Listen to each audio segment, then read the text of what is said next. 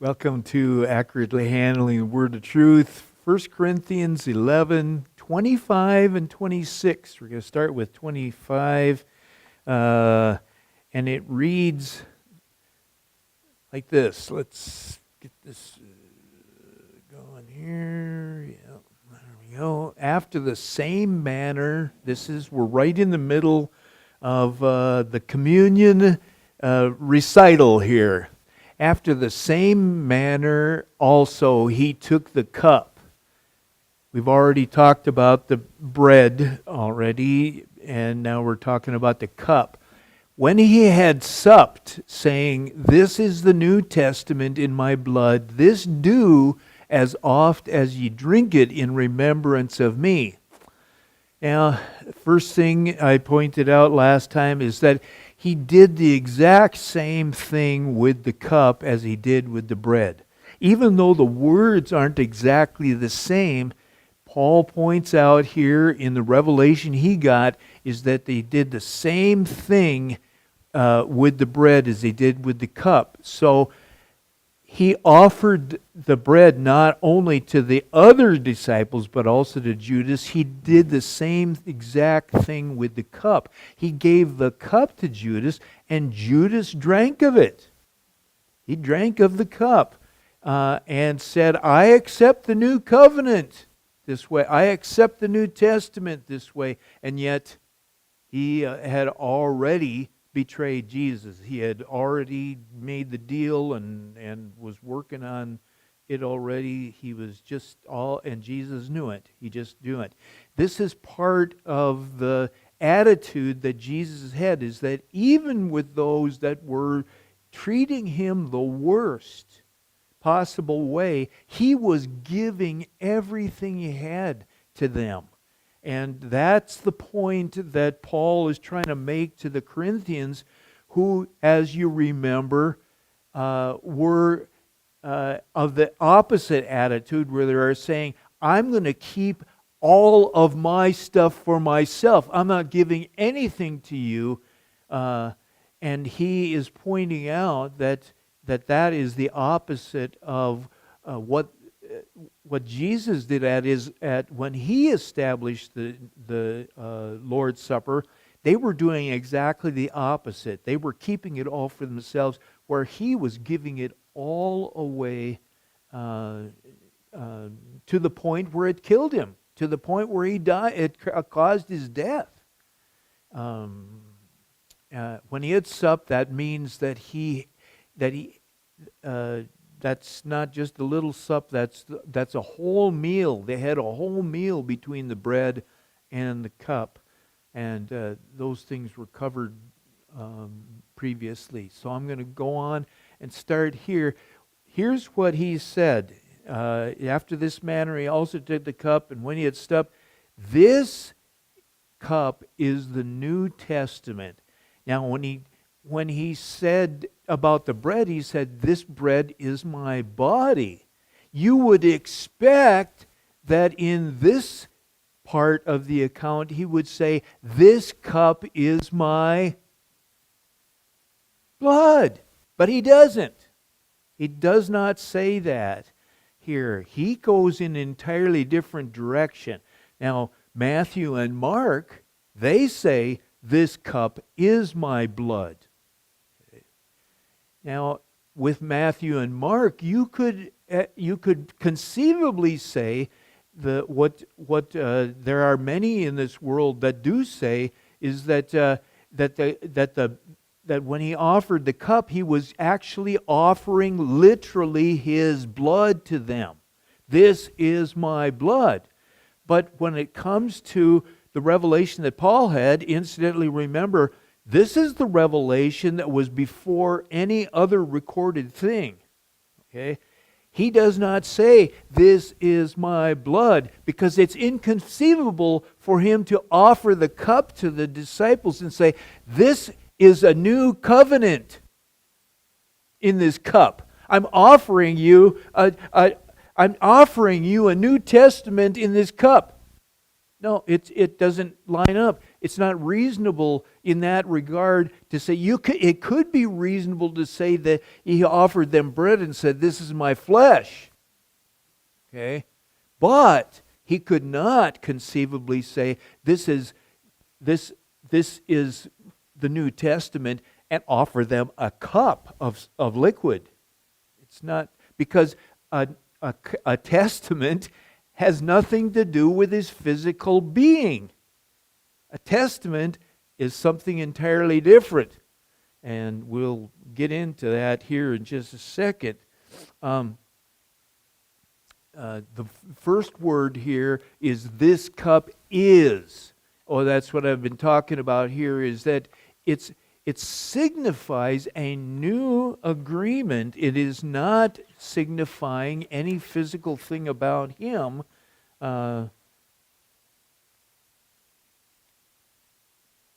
New implying that the old is that there was an old one and it's obsolete and no longer. And you can look in, I believe it's Hebrews chapter 9, where it talks about the fact that because he calls it a New Testament, it means that the old one, and incidentally, the old one that he's talking about is the one that was established by Moses, which we call the law. The Old Testament has, as Hebrews says, it's old and it no longer, it is fading away. We in our flesh have a tendency, our flesh has a tendency to gravitate back to the law. We'll talk about what the difference is between the old covenant and the new covenant starting right now, is that a testament is, we think of the testament as that the Old Testament is the first half of the Bible and the New Testament is the second half of the Bible. That is not the way it's set up at all. And is that everything that was written in the first part of the Bible was written while this Old Testament was in operation. That's why they call that first part of the Bible the Old Testament. The things that were written in the last half of the Bible were written when this New Testament had been set into action and the old one had been done away with. We, in our flesh, want to always go back to the old. We want to go back to this. There's two kinds of testaments. You'll see that in your notes there. There is the Suntithemi.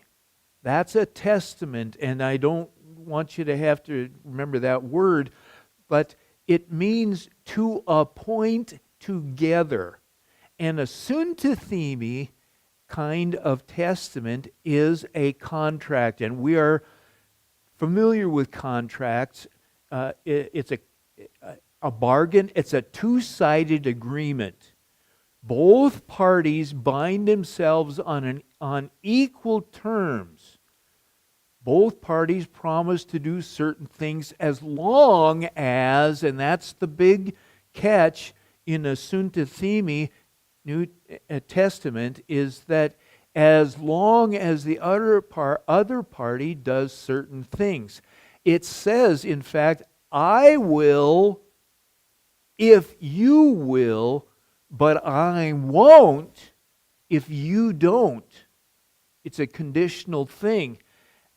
That's the way the world runs. It runs on contracts.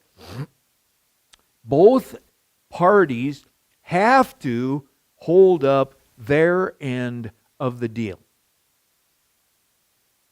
If one or the other party doesn't hold up their end of the deal, the contract has no more power. It has no more effect to do what it agreed to do, and there will be consequences. That is the old covenant right there. You see in Deuteronomy 11, which is right in the depths of the law, Deuteronomy 11, 27, 28 gives us the nutshell of the Old Testament. A blessing if you obey the commandments of the Lord, a curse if you will not obey the commandments of the Lord. When Jesus put out that cup and said, this is going to be a new covenant, a new testament, he was saying, this agreement that you have always lived under, that your forefathers have lived under, that have been lived under since Mount Sinai in the wilderness, no longer is what I'm offering you. I'm not offering you this kind of deal. Now, here's the second kind. Next page. This is called a diatheke. It means to appoint apart. Remember the first kind, the suntathemi, that was where appoint together. To appoint together. This one is to appoint apart. Now, the old one was a contract, and we understand contracts. Here's another term that we understand. A diatheke, a new testament, a new kind, is a will. Okay. Now, contract is an agreement between two people. But a will is also an agreement between two people. Right? Entirely different. A will is a legal statement of a person's wishes concerning the distribution of his property after his death. After his death. It's a one-sided agreement.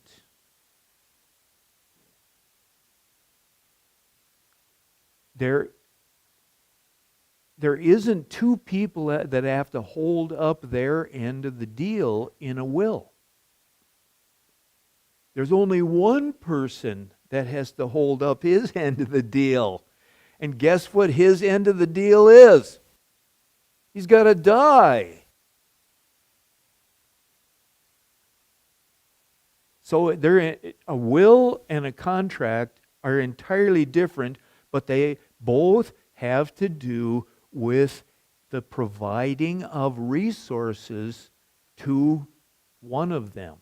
Okay? In the two-sided thing, both have to keep up their end. This one, only one keeps up their end. They bind themselves on an unequal terms. In a will, there's only one person that bears all the responsibility for it. I give all I have to you. Right? Now, think about the reason why Paul wrote all of this in the first place is because the Corinthians, what they were calling the Lord's Supper, were saying, I keep all of mine for myself. And when Jesus reiterates the words of the new covenant, he says, the new covenant says the opposite of what you're doing. You're saying, I keep all of my stuff for myself. You get nothing. Because all you got to do is look at verse 21 and 22 and you'll see it there. Okay? The new testament that Jesus was offering to everyone was, everything I have, I give to you, and I keep nothing for myself. So a diatheke is the kind of agreement that God has offered to mankind, whereas the Corinthians were doing the Roman kind of contract, which was the exact opposite of the New Testament, which is everything I have, I keep for myself. You get nothing. And God has set out in Christ, John chapter says, everything I have, you get everything, and I get nothing. I get nothing. In fact, I will give, and I will give, and I will give until I die. And when I die, that's when all my resources go to you.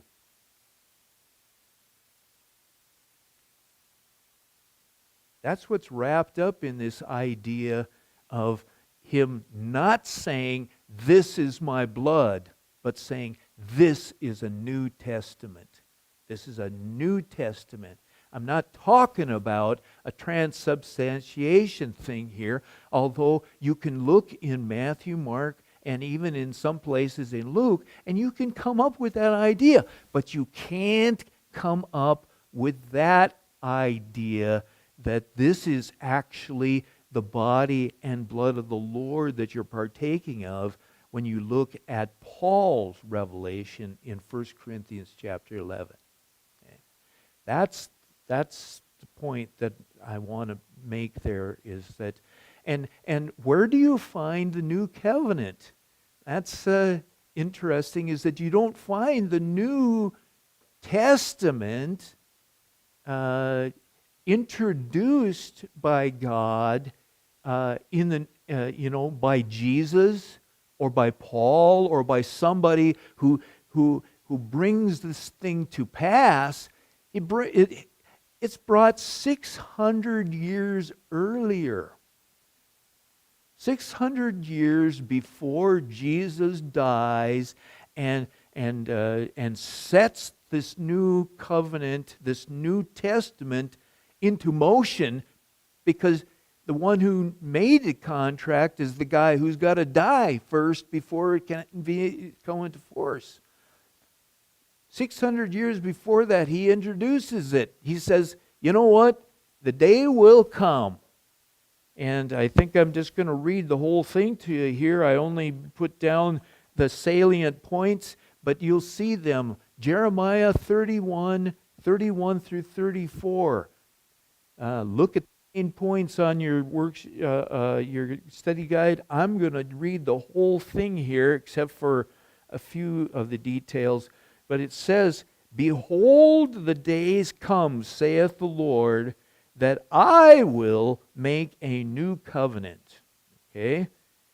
Not according to the covenant that I made with your fathers. Which is the covenant? That's the two-sided contract deal that was made by Moses at Mount Sinai. It's not like that at all. Okay? But this shall be the covenant that I will make. I will put my law in their inward parts. In other words, that law that said, if you do, then I'll do. If you don't, then I won't.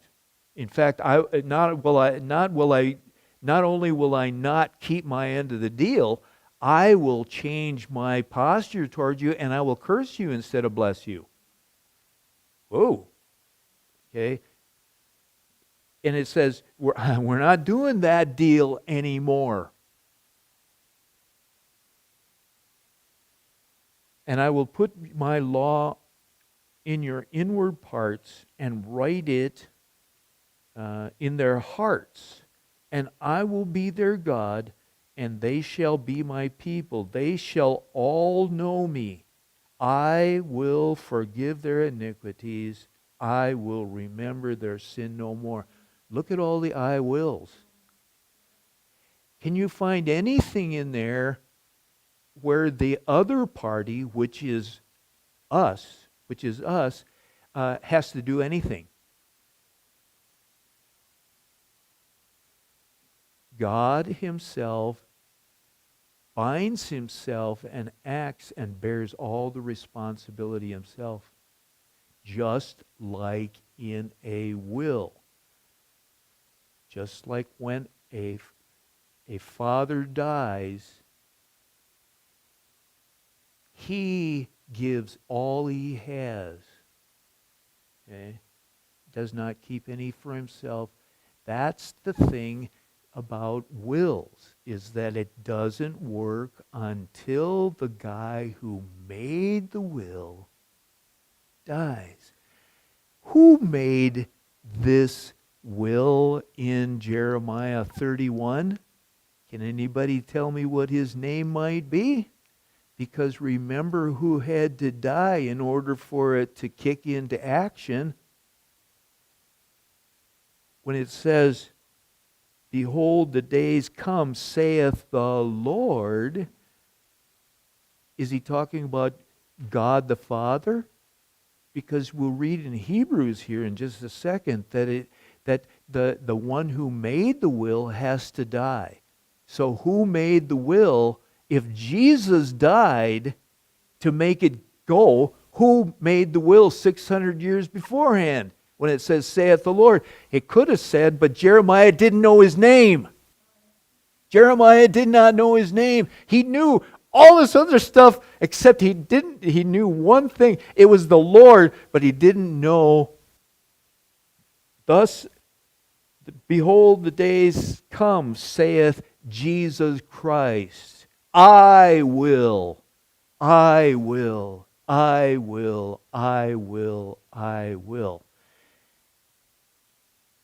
You know, lots of people died in between the time that this was made, and you know what? The new covenant was of no force at all.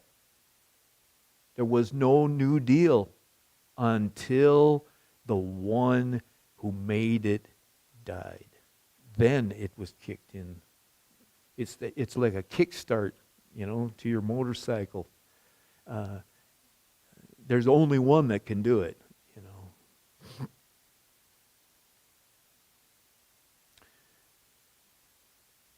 Let's go on to the next page there.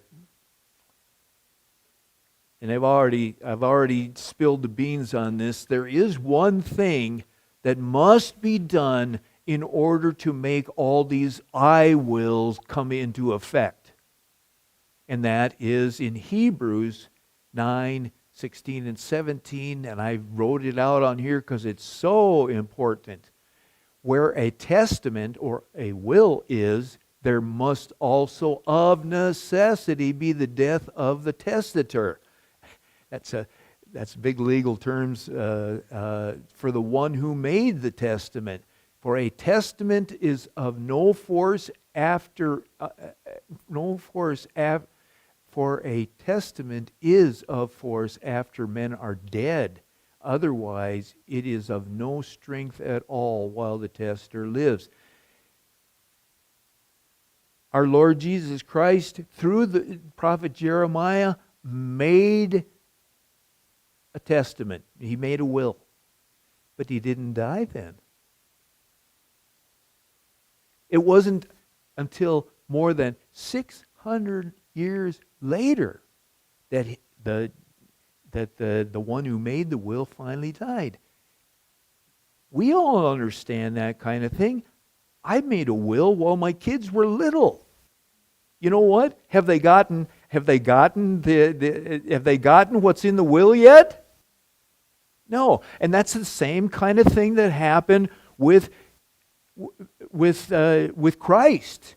He made a will, and he lived on and on and on and on. In fact, a lot of movies you see and a lot of the drama in certain movies is, when's the old guy going to die? we sure could use the resources, you know. And there's all kinds of whodunits and mysteries that are written about this whole thing. Yeah. So it lines up. This whole thing lines up. This is so intricate and complex in its unfolding that nobody could make this stuff up. I mean, this is intricate timing along the way here. So, Lord made that. 600 years later, it's finally fulfilled. And he finally did die. The surprise to the devil and the surprise to everybody else is that wasn't the end of it. That wasn't the end of the story either along the way. But Paul's message to these rich Corinthians who he's writing to, and why did he go through this whole thing of bringing up all these points about what Jesus said on the night that he was betrayed, is that he was trying to make a point that there was two parties in their church relationships. One party had all the resources, okay? And the other party had none, okay? Those who had the resources were to enter into a one-sided new type of testament with those who had nothing, with the poor and hungry. They were saying, it's mine, I'm keeping all of it, I'm going to take it with me when I die. They weren't thinking about dying. They didn't. What did they care about dying or not? It was just right now that they were concerned about.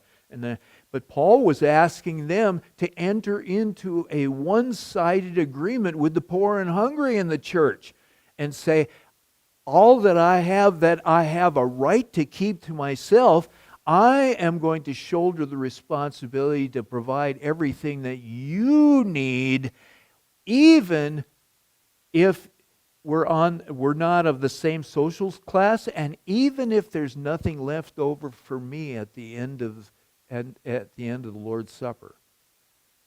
That's what he was after with them when he said, this is the New Testament. This is what you should be doing because he wouldn't have written any of these things if he hadn't set out to correct their abusing and their bad behavior during the supper in the first place.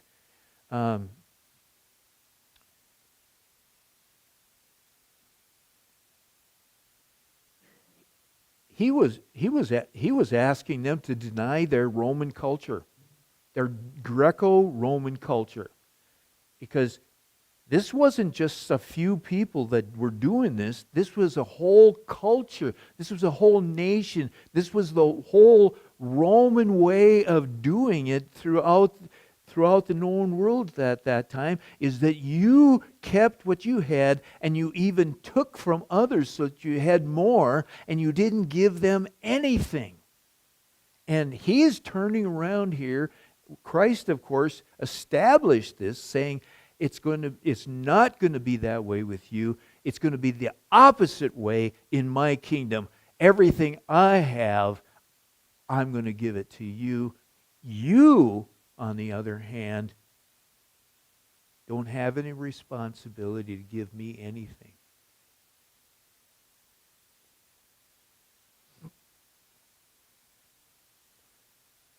The only way that the Corinthian church could put this New Testament relationship into effect was that the party that had all the resources had to die to their own rights. And they had to die to their own selfishness and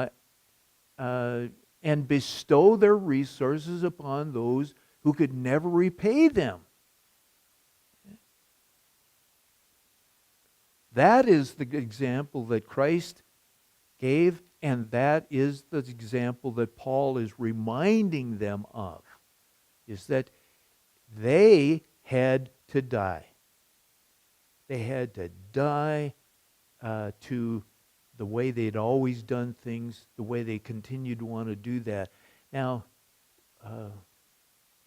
we can make a here and now application to that, is that the only way that we can enter into a New Testament relationship with those that we're partaking of the bread and the cup with is to resolve within ourselves that those things that we hold so precious, that are mine, that are my right to have, I resolve to give them away to the others that I'm partaking with. What are some of the things? It may not be food, although it may be food. I tell you, there's been times where somebody giving me some of their food was really, really it's what I needed. Okay? But some of the things in me is the precious things is my time, my privacy. Okay? My plans. And I could go on with other things too, but I think you're getting it is that our New Testament relationship may not be the thing that Paul was calling the Corinthians in the first century to do, but we're still called to say that which is mine, that which I value and I have a right to, I give to you. My dignity, that's a big one. When I'm searching in my own heart, I'm going, I give my dignity over to you, and whether it is awkward for me or whether it's embarrassing for me, I still give it to you.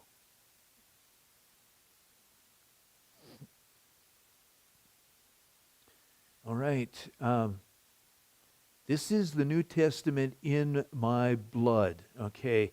This is the tricky thing here, is that Paul does some things with words here, is that and this is one of those where he does a play in words between the word death and the word blood. Okay? Where he equates blood to mean the same thing as death, because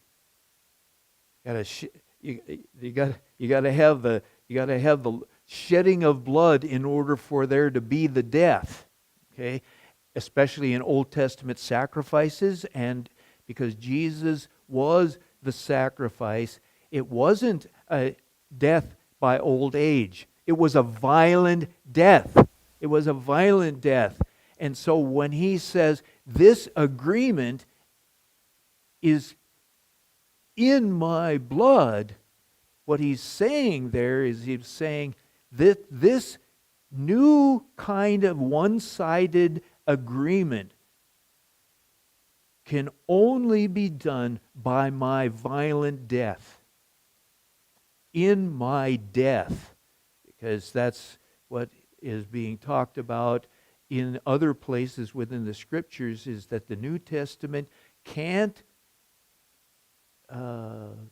be activated for me, for us, unless there is a death. But unlike most of our wills, it's a death by old age. But in this case, it wasn't death by old age. It was a violent death by the shedding of blood. He died from blood loss. Okay? In my death, or in my blood, can be understood in its usual sense, where it means that it's enclosed by, or it's inside.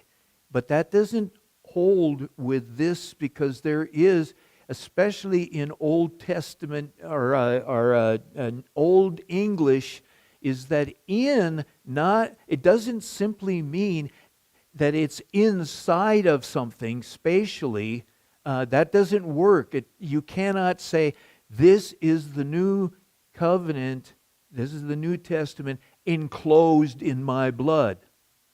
Okay? It doesn't work because in has a different meaning. It's the word in used instrumentally. You got to find that by looking in Webster's unabridged dictionary. Is that in has a different sense. It means instrumentally. It means through the instrument of, or because of, or by the means of.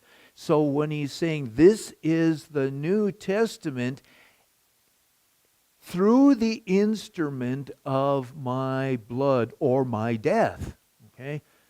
Or by the means of my death. That's what's being talked about there. It can be easily overlooked as to what that means there, is that he's saying that this New Testament can only be activated by my violent death. And he was only hours away from that violent death when he said this originally. And he knew it. He knew it was coming. He described it.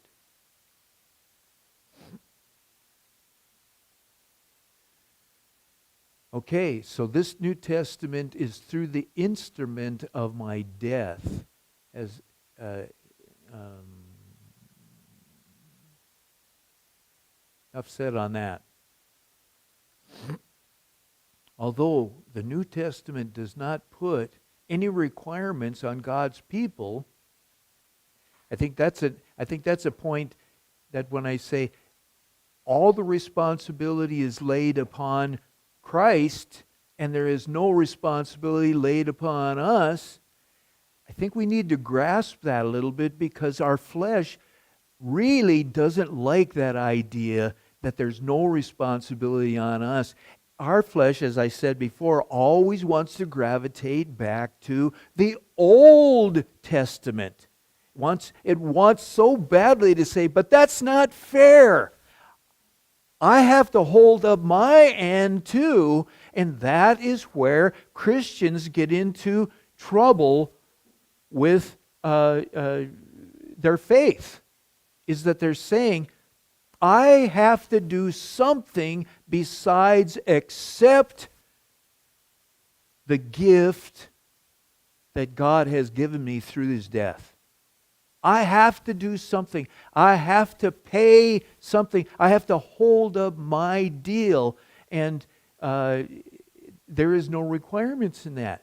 But God's people do have something in there, and it has to do with how our relationships get transformed from a I will if you do, but I won't if you don't, in our own relationships in the body of Christ, to a thing that says, hey, I don't care if you do or not, I'm still going to do for you. Okay? I don't care about that. There is one thing that the people of God have to do in order for that to happen, so that they can stay away from evil contracts, which are these I will if you will, I won't if you don't, and these Old Testament contracts, or that's the Old Testament contract, I will if you won't. But there is also these evil contracts that were going on, and they still go on today, where it says, I take everything and you get nothing. So there's those contracts as well. But to get those out of the church, to get those kinds of relationships out of the church, there's one thing that has to happen. And for us to get into this, I freely give all that I have to you. What is the one thing the people of God have to do? They have to die to themselves. They got to die to their selfish instincts. They got to die to this thing that says, I have a right. They have to die to this thing that says, the law upholds me.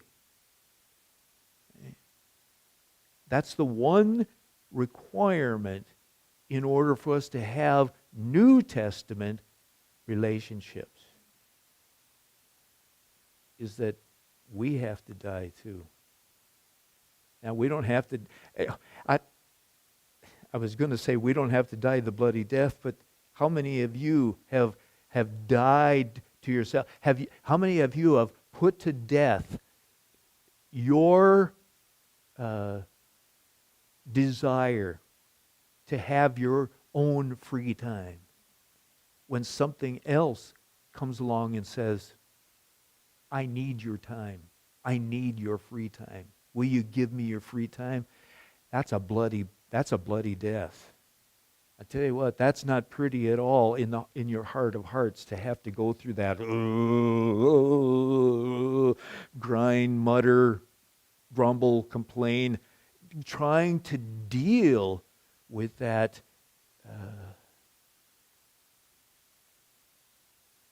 flesh inside.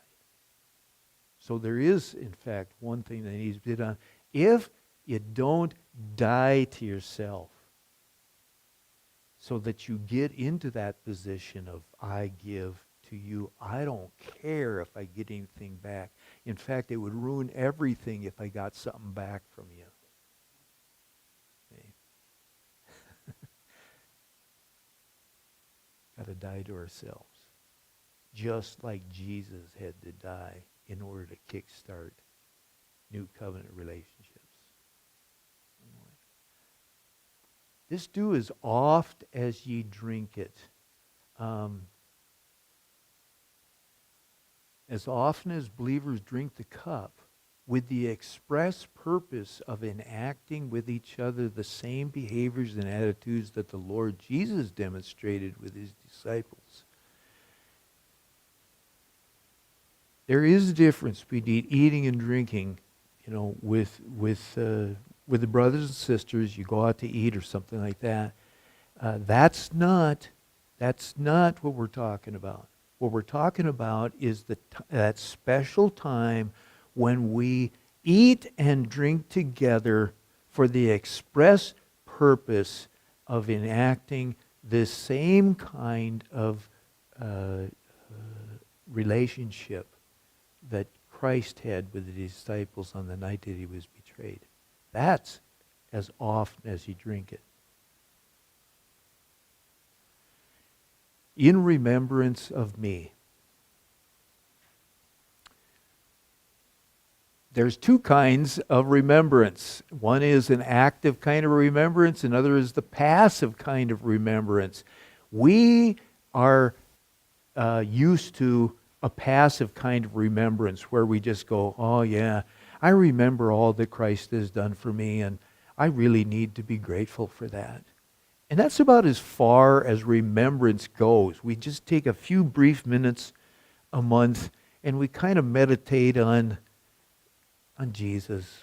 Yeah, sure glad about Jesus. But there's an active kind of remembrance that is the same as with the bread, is that there's a recollection by action. An action whereby the object, which is me, or remember Jesus, is represented in a different time and place. So what we're doing when we eat the bread and we drink the cup in remembrance of Jesus is basically we're saying we're acting as Jesus in this time and in this place toward one another. We're acting as Jesus. We're doing this in an active remembrance. Remembrance of Jesus affects the way one thinks about others and the way they act toward others. It is about as close to as we can get with the Holy Spirit guiding in this thing to the point where we say, what would Jesus do? Okay. Not that we're making up what we think Jesus would do, but guess what? We've got the record. And he says, you do that too. That's how you do remembrance of me.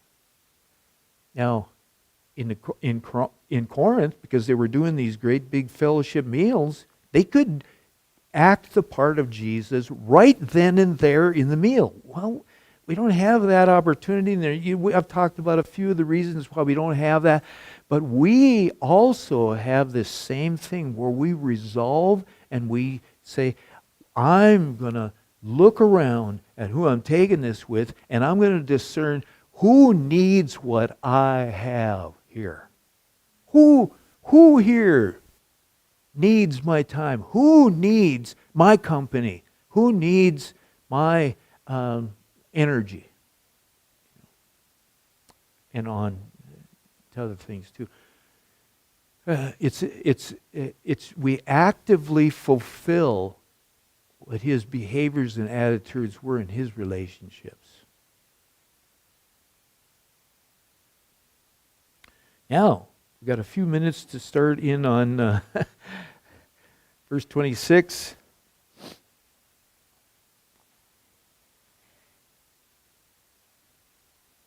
This verse always gets included by pastors and whoever is officiating at a communion service. This verse always gets thrown in along with the words of Jesus. But they're not the words of Jesus. But they always get put in, and because of the repetition over and over and over again of hearing these same words over and over again, we assume that these words, for as often as ye eat this bread and drink this cup, you do show the Lord's death till he come. We believe or have a feeling that that's what Jesus said on the night he was betrayed. No, he did not say that. It ended in verse 25 where he says, in remembrance of me, after offering the cup, in remembrance of me. That's the end of what Jesus said. In verse 26, this is Paul's words. This is what Paul is saying, not what Jesus said. This is where Paul begins to comment on everything that he has already said about the Lord's Supper in the previous verses.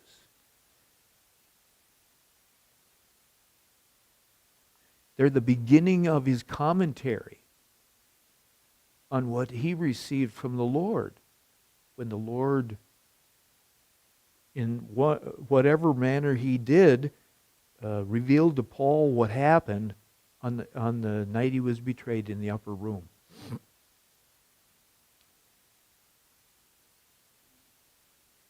Now,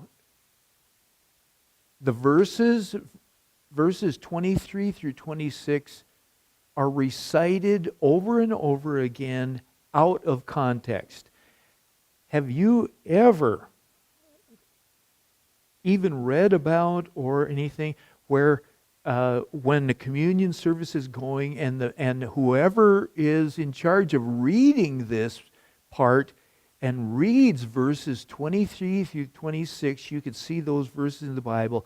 We have them memorized, not because we tried to memorize them, but because we've heard them so many times that even if one word was said out of order, we would know it. But they're always recited out of context.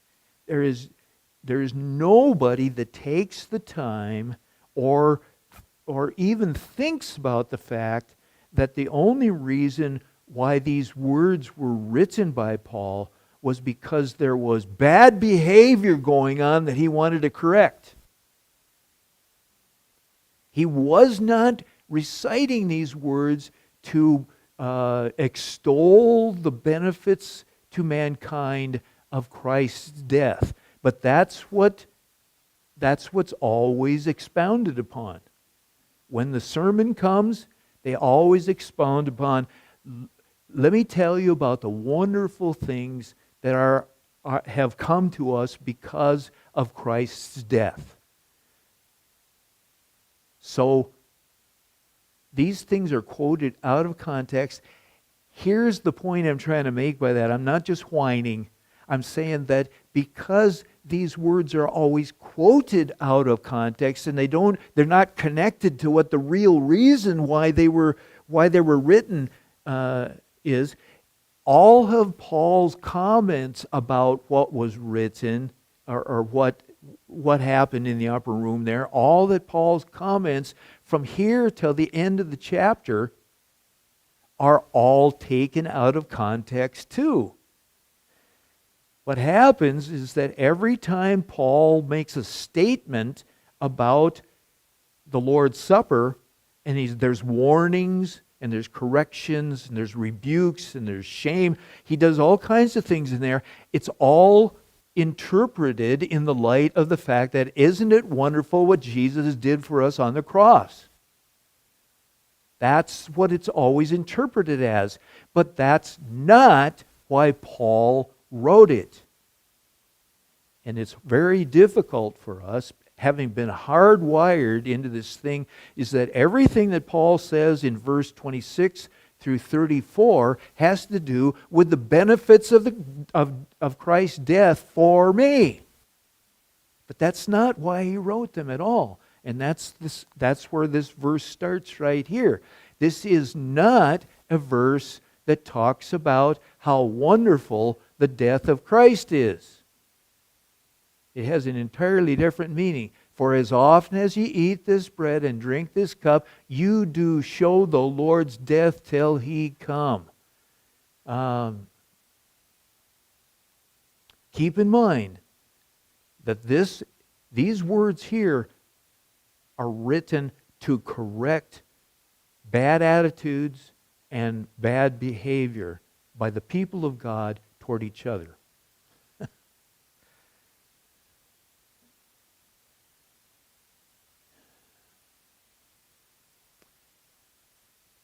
I'm hesitating here. I think I better not.